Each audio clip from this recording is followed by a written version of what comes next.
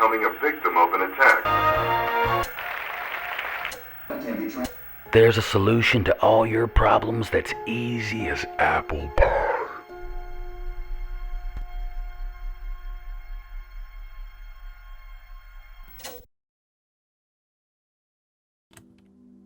I hate my job. I hate selling days of my life while barely earning enough to sustain it. I hate my boss, who tells me that I'm lucky to find stable work in such an uncertain world.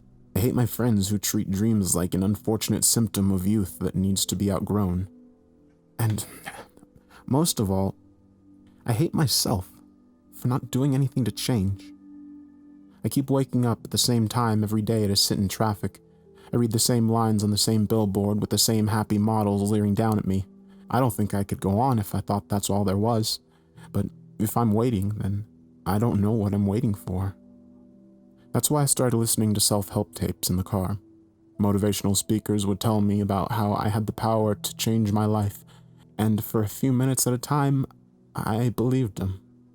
That obstacles, no matter how great, were only in my mind, and that anyone could be happy if they just willed it hard enough.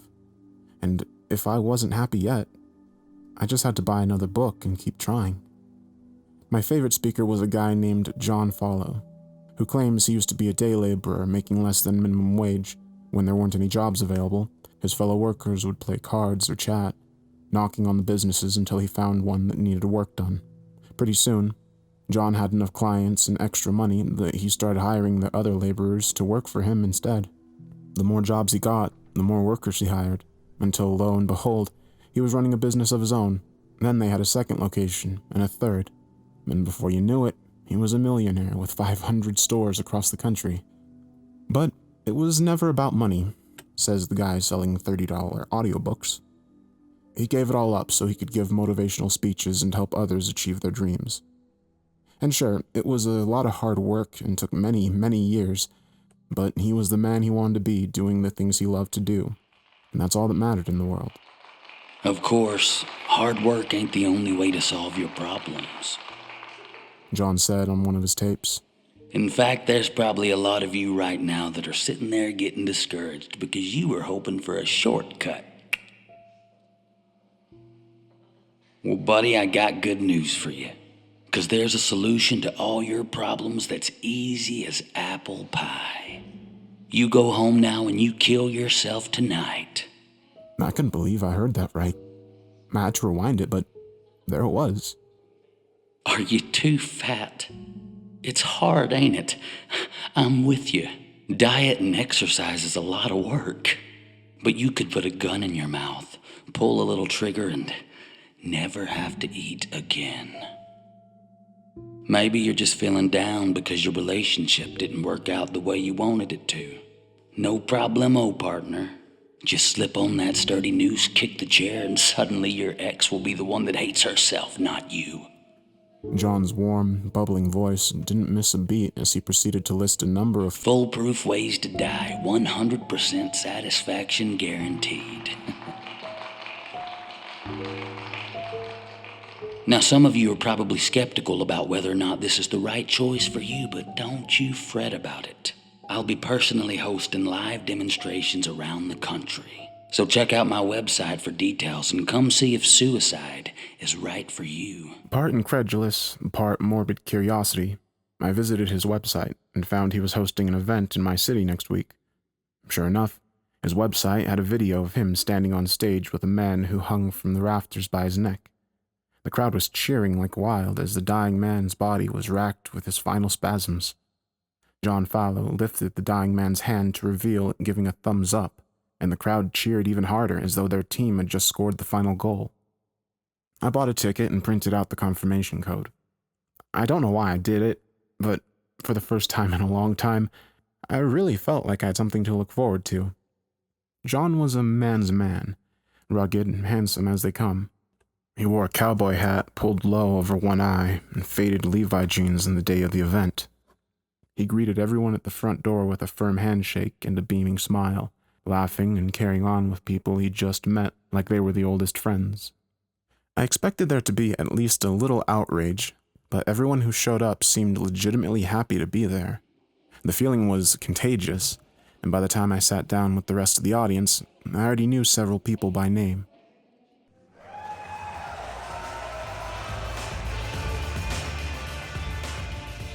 Silly old me. I forgot what speech y'all came to hear. John Fallow announced from the stage. Was it the one about working hard morning till night, day in and day out forever? Chorused 100 voices around me, and I was half surprised to find that one of them was my own. No, I don't think so. How about the speech about it being your fault if you aren't happy because you ain't trying hard enough? No! So you telling me all you fine folks showed up just to hear how you can fix all your problems at once in less than 5 minutes? That what y'all came to hear?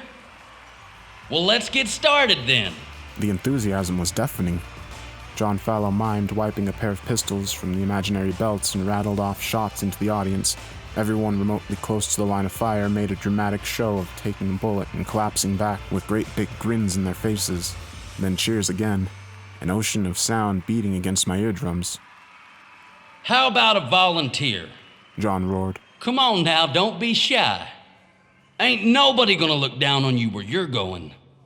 A sea of hands like a flock of birds all taking flight at once. John stepped down from the stage and took the open hand of a middle-aged woman to help her into the spotlight. He led her to a stool where she sat down. What's your name, gorgeous? He asked. The woman swooned and mumbled something I couldn't hear. Katie Lynn, is that right? John said in his booming voice. Tell me, Katie Lynn, what's wrong with your life? Loud and clear, come on now. I was supposed to get promoted this year. She said. Her voice was trembling but audible. They gave the job to some young slut instead. Well, you ain't getting any younger, sweetheart. And it's only gonna get worse from here. She nodded and smiled as though that's exactly what you wanted to hear. I got just the thing for you, though. John said. A little bit of medicine for what ails He you. produced a pill from a smaller leather bag in his pocket and offered it to her. She snatched it gratefully and clutched it in both hands. Now that's gonna take the sting right out. Go on now, one quick swallow. Cyanide tastes just awful if you let it dissolve in your mouth. I watched with horrified fascination as Caitlin tossed the pill back and washed it down with the water bottle that John offered her. She gave a feeble smile as her face flushed bright red. The room watched in anxious silence as she started panting for breath, each labored heave more desperate than the last. Almost there, hon. John whispered, his microphone washing the sound over the audience. Let's see those bastards at work take this one from you.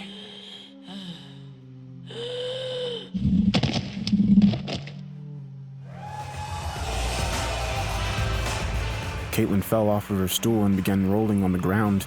The audience began to whoop and whistle. Within seconds, Caitlin lay still. The two men wearing staff shirts hustled out and dragged her off stage. There was a brief silence when she stopped moving. I had the sense that everyone was trying to read the room, unsure of whether to scream or cheer. Then the applause began to ripple, tentative at first, but growing by the second until the whole auditorium vibrated with its intensity. I felt sick. An anxious feeling flooded my body, but the cheering confused me and made me think that it was all right. If we were doing something wrong, then surely someone would have said something by now. Unable to shake the uncertainty, I left my chair and headed for the bathroom to clear my head. Outside the auditorium, I saw two men wearing staff shirts exit a side door. The woman wasn't with them anymore. Was she still back there? Was she alive or dead? Maybe she needed help. One of the staff noticed me. I snatched the nearby trash bag and made to enter the door they just exited from. Hey, where you going? One asked. I'm bringing some rope for John, I said, hefting the trash bag. Backstage is that way, right? The staff nodded and I slipped inside. I could hear the audience cheering again through the wall and felt the urge to cheer with them, but I thought better of it and stayed quiet. The hallway skirted the perimeter of the auditorium, and I was able to track my progress towards the back of the stage by sounds coming through the walls. Another uproar. Perhaps a second demonstration has concluded, another body to be dragged off stage. Not just a body. A human being. A father, a mother, a son or daughter. The thought should have horrified me, but it didn't. They didn't ask to be alive. They didn't make the world the way it was, so why shouldn't they leave when they're ready? Oh, looks like we got a bleeder here. John's voice carried. That's it, boy, let it all out. You're the lucky one. The rest of us have to clean up that mess. I must have been directly behind the stage at that point.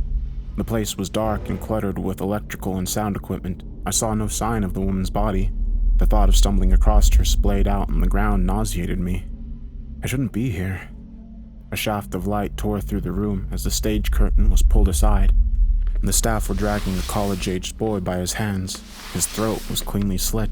A sheet of blood soaked through his shirt and drained onto the floor.